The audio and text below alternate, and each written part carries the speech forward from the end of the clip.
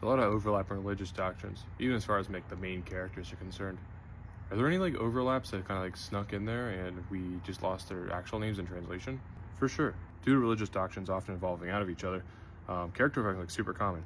Like in Islam, Moses and Solomon are referred to as Musa and Suleiman, and Jesus and the Virgin Mary are Isa and Miriam. But what's really interesting is the possibility that people from outside this religious structure could also appear either in the foundational text of these religions or in the subsequent theology. My favorite example of this is gotta be that the Buddha possibly has a cameo in the Moses, Jesus, Muhammad extended cinematic universe. To set the stage, Siddhartha Gautama, aka the Buddha, was a prince in northern India around 500 BC. So as far as the big three are concerned, this is the time of the founding of the Roman Republic.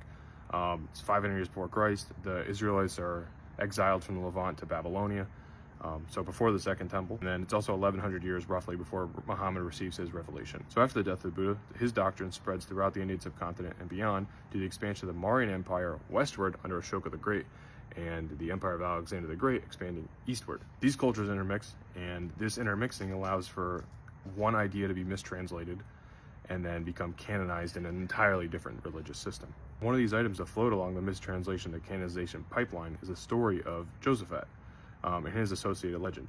There's even a record of these translations as the name Bodhisattva, which means enlightened being in Sanskrit, referring to Buddha, Arabic as Buddhasif or Yudasif, depending on who you ask, the Greek as Uasif, and then the Latin as Josaphat. The story follows the same exact structure, which is crazy.